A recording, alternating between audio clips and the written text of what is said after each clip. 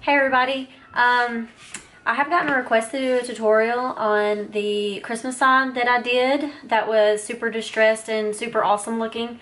So that's what I'm here to show y'all. Anyways, I'm Amanda. I make farmhouse signs, and I just feel like I've gotten pretty decent at it lately. So anyways, let's get started.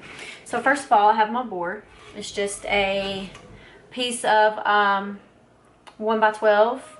I bought it in a 12-foot length to save some money. I sanded it down. It's cut at 18 inches long, so it's about 11 1/4 by 18 inches. That's a pretty good size, I think. So I sanded it with some 120 sandpaper first, and then I went in with 220. What I'm using is, and I've already opened the can, but it's the Minwax Special Walnut. So let's get started. You're not gonna see my face for a minute, but be all right. Y'all please ignore my really messy craft room. Do not have a super glamorous craft room yet. Keyword yet. It's coming though, hopefully. And yes, I have proper ventilation before people start freaking out about, oh, you need proper ventilation. I got it. I got a window right here that's open, so we're good. Or is it open? I guess y'all will never know. Alright, so I've got the whole front side stained. I'm gonna let it sit or anything. I'm just gonna go ahead and wipe it off. So we got a nice, pretty board here. So I'm gonna go in on the edges. I'm gonna wipe each edge as soon as I'm done. Alright, the sides look good. I'm gonna go ahead and flip it over. Yes, the stain is still wet, and I will probably have to clean off my cutting mat after, but you know what? It's fine. Baby wipes will get the stain off good enough so I can still use my mat.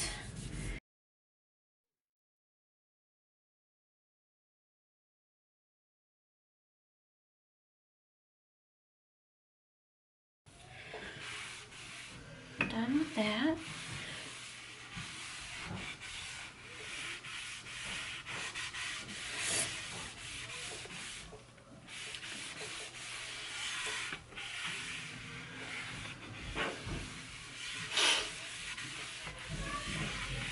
Alright, so the board is good and there's really no excess or anything on there. It's still a little wet.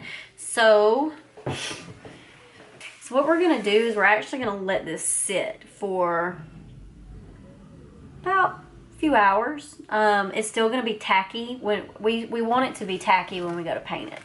So I will see y'all when it's ready. Okay, so I have changed my mind. It's been a few minutes. I'm gonna go ahead and paint it now. And what we'll do is we'll let the paint actually dry overnight. So, because I'm running out of light, I'm running out of battery, and we definitely still want to paint while the stain is still tacky. So what I have done is I have actually dried off my board enough to where I can run my hand across it and not really get any stain on my hand. So we're gonna go ahead and we're gonna paint our white chalk paint over this, and I chose to do this side because it's got one knot instead of doing this side, which I kind of like this, but oh well, it's got 2 knots, so I want to do the 1 knot. So what I do, I have my paint in these awesome FIFO bottles I got off of Amazon, and I'm using Dixie Belle chalk paint. So we're just going to go in and start painting. And you don't have to worry about getting a super full coverage because you're going to sand off most of it anyway. So it is okay. Now I do want to mention that you do want to get the sides of your board like these, because you want to just give it a more finished look. And you, like I said, you don't have to do super full coverage because this is a very distressed sign. So And I'm sorry if y'all hear my kids hollering. They are in the living room having a really good time. So y'all will probably hear some squealing or fighting, whatever they're doing. My husband's in there with them, so hopefully he's got all that under control. Board is painted. It is not perfect. So I'm going to go in and get these sides. Okay. So I'm going to give this a few minutes to dry and probably clean off my hands. There's a really big storm coming, so it's taking my light. Oh, baby wipes. I recommend you always have baby wipes next to your craft table because they will get off chalk paint. They will get stain off. And whatever else you got laying around that you get all over yourself. I just don't recommend getting any of that on your actual clothes. And I'm actually been doing pretty good about not getting anything on my clothes, so waiting on this to dry.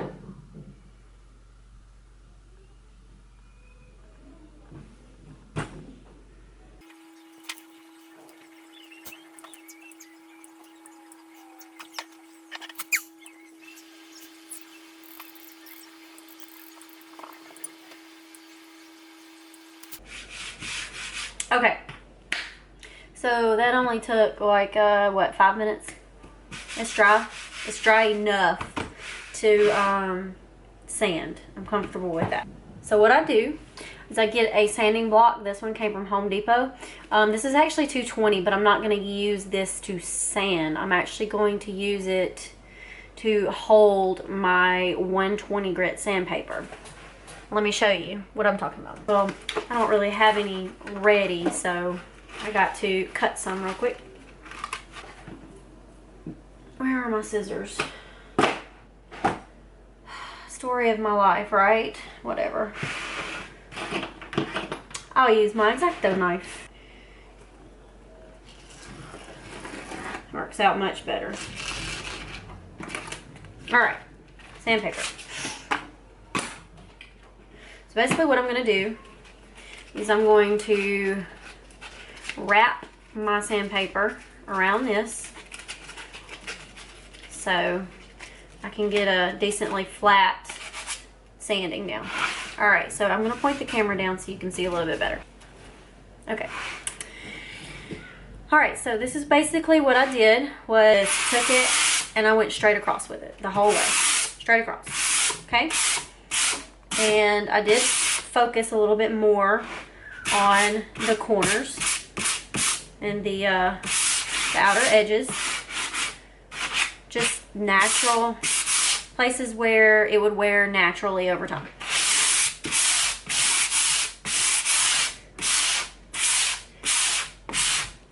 This is actually turning out really, really pretty. And I'll show y'all better looking at it. But I'm going straight across. And I'm going to get these sides in the corner. All the way across the bottom. Get that corner. Because you really want that special walnut to come through, but you don't want to get rid of all of your paint. That's the thing, is you don't want to take off too much paint because you want that white there. Alright. So, good Lord, I have a mess. Alright, so what I'm going to do is I'm just going to wipe this off to get all the dust off. Let me see if there's any other, yep, I missed some places that I'll,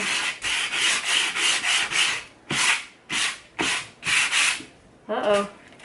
Okay, so I just put 2 lines in my board right here. Do you see that? 2 lines? We got to get rid of those because that looks very unnatural. Go me, right?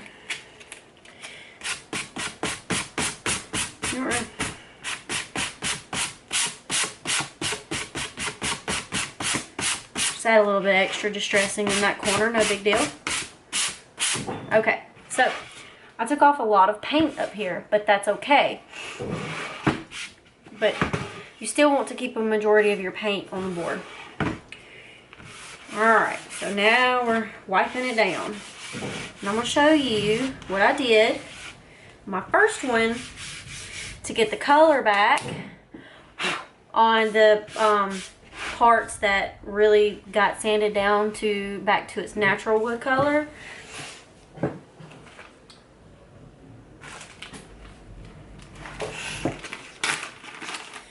I took my brush again, the same one, without going back into my stain can, okay?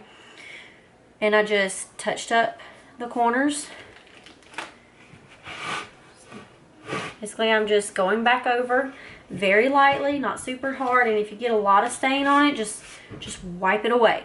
But you want to get those areas that you really, exposed, so you can get back in there and get that pretty color back. And then that's when you let it sit overnight to really dry real good. Alright, so, and also you can go down in the middle, couple with your stain.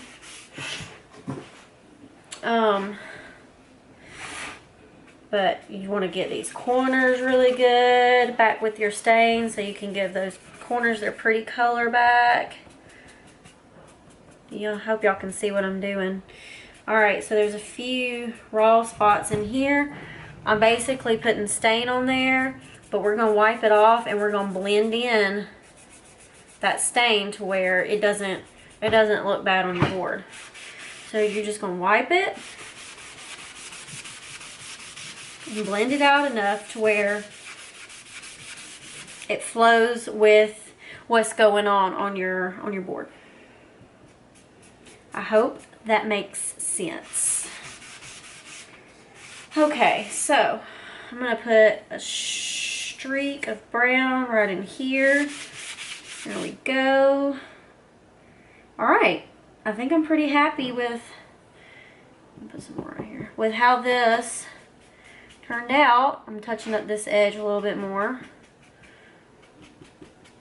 And sometimes you may want to go get the rag, the cloth that you used to actually wipe off the excess stain before, to wipe that off in case you need a little bit more stain, because your brush will eventually run out of stain on it.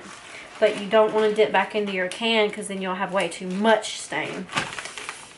So I will be using this later tonight, so I'm putting it back in there. And I really don't recommend doing that, because apparently it will or could start a fire in your house, and I mean, who wants that, right? Okay, so that basically concludes what I was going to show you tonight, but I will continue this video tomorrow in the daylight to show you how I finished it. But that's what it turned out to look like. Looks pretty good, right? I think so. I will see y'all tomorrow. Hey everybody, we're back. Let's see, so today I'm gonna finish the sign. I've got my stencil cut out. I use the Silhouette Cameo 3, and the material I'm using is the Oracle 813, or is it Aura Mask 813? I can't remember. One of those auras. 813. This is the actual stencil material. So, what I have done is I have cut that out, and hopefully you already know how to do that. If you don't, there are plenty of YouTube tutorials out there that will teach you. So, I did get this design off of Etsy. It's from a Etsy store, and I believe the name of it is Modern SVG. Yes, that's it. I purchased this and I fell in love with it, and I had a vision for how I wanted it to look, and I went for it, and it turned out amazing. So we're going to do our best to duplicate that look. So what I'm going to do is I'm going to go ahead and attach this to my board, and then I will take y'all outside to show you how I spray painted it with my Rust-Oleum chalked spray paint to get the look. So I'm gonna go ahead and attach this. Now, of course I would be looking for soap. Okay, so I've got my painter's tape here. And yes, I still have a cold. So annoying. I'm sure it's annoying y'all listening to me while I'm sounding nasally. But I can't help it. So I'm making sure that's center. Now what I have done was I've actually cut the stencil to the size of my board so I don't have to worry about making sure it's center. Because that's just too much measuring and too much thinking that I can avoid doing. Alright, let's see here. So what we want to do is, and I hope that y'all can see. Alright, so I'm just going to burnish that down to my board really good. Now I did cut this in, or I did have this a little long, but that's okay. What we can do is we can actually fold it down to make sure none of the spray paint gets on the actual board. But I knew where I needed to line it up at, so. Alright, so I have it on my board. And what I'm going to do is I'm just going to go back and I'm going to burnish it a little bit.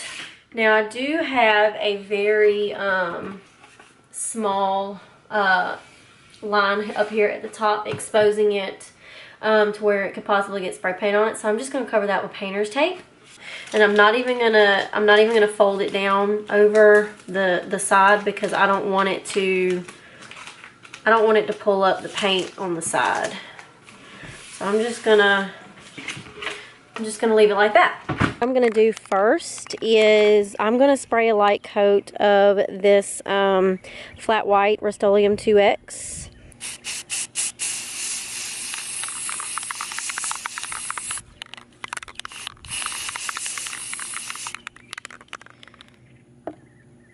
Okay, so that's pretty much all we're wanting to do. I mean, it's a super light coat. It's basically just going to seal in any spots where the letters could bleed when we go in with our gray. Okay, so now we're going to go in with this chalked Rust-Oleum in charcoal. And we are just going to do super light coats because we don't want a super full coverage with this because we are going to be distressing this as well. So let's just start spraying.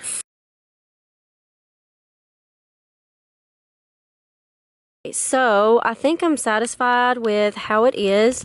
I probably went in a little too much, but I don't know if you can see, but there are still some white in there, so that way whenever I do go to distress it, it's gonna look a little bit more natural. Since it's not completely filled in, there's some white in that tree right there, so it is a little bit more than I wanted, but it will be okay. I'm going to distress this while the stencil is still on the board. And what I have done was I have grabbed the same sandpaper that I used to distress the white, but I have moved it over and I'm going to use this side.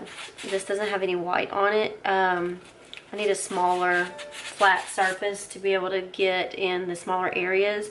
Now you will see some of the stencil coming up on probably the sharp edges on the trees. That's okay. You can just keep going. Just be careful around those places. So we're just going to, we're going to start on this S right here. I don't know if you can really see it, but I'm going to scrape and I'm going to go in like one direction so it looks better. I feel like if you go in all kinds of crazy directions, it'll start looking a little fabricated. All right.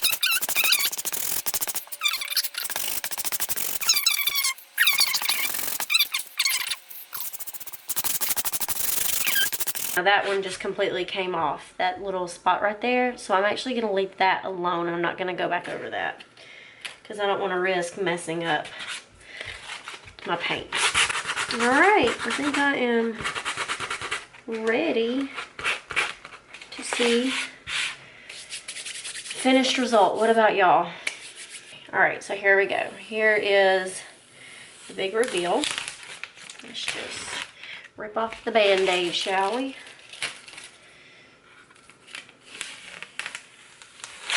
Now you see my stencil is peeling up some paint. That's exactly what we want to happen. Alright, y'all, this is what it looks like. Finished product right here.